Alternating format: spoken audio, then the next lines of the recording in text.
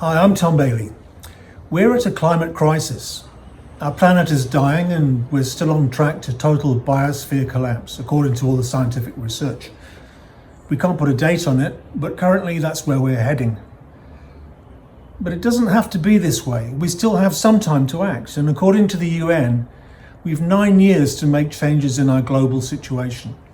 Every country needs to do its part, and we must all work towards the same goal of stabilising our one and only home.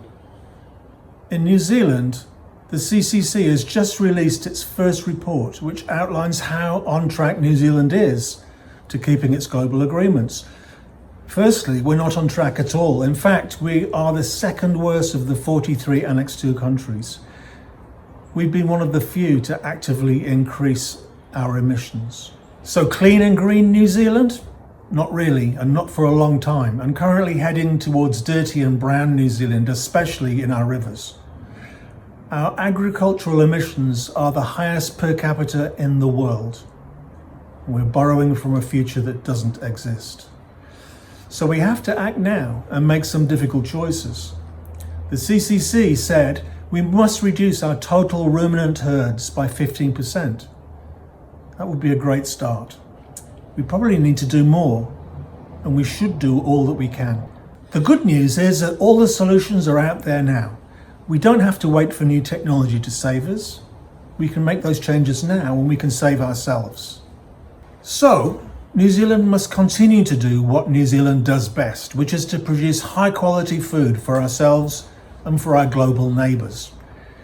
We have a wealth of knowledge here. We've always been a nation of pioneers. From when the first waka landed to the first whaling ships, we've always been adaptable. That's in our nature too. And when the whaling was banned, New Zealand whalers turned their skills to other things.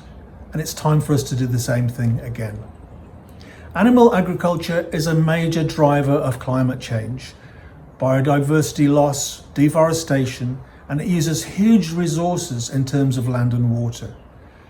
Resources that would be more efficiently used to grow plants and feed directly to humans instead of going through animals. We could recoup around 5/6 of the land currently used in animal agriculture and use only 1/3 of the water and grow plants to eat. Plants which do not produce methane and in fact suck up carbon dioxide, giving us life-giving oxygen instead. The great news is that there's a lot of arable land here in New Zealand that is not being utilised.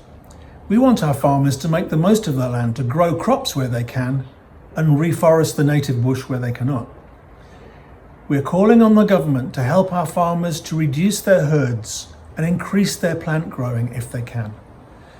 They need to know what crops they can grow on their land, and they need help to make the transition and diversify their output. The truth is that the meat industry will soon be no more, in less than a decade. It's predicted by the economists, and it's due to the increasing advances made in lab-grown meat. They're reducing in cost every year, and it won't be long before they're cheaper than animal meats. So we need to stay on top of the game, look ahead to the future and move with the times. If we want a sustainable future for our children and grandchildren, we'll be making those changes now and sign the petition. Let's support our farmers all that we can. Thanks very much.